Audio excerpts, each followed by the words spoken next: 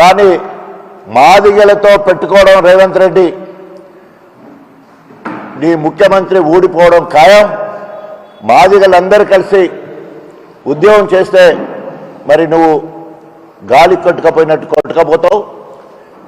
ఇప్పటి వరకు అన్ని రాజకీయ పార్టీలు మీ అధినాయకత్వం కూడా చేవెళ్ళ ఎస్సీ డిక్లరేషన్లో కూడా ఖర్గే కూడా ప్రకటించడం జరిగింది.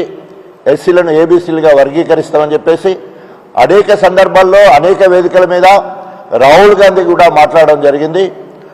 ఇప్పుడు ఏ విధంగా మరి తప్పించుకునే పరిస్థితి లేదు.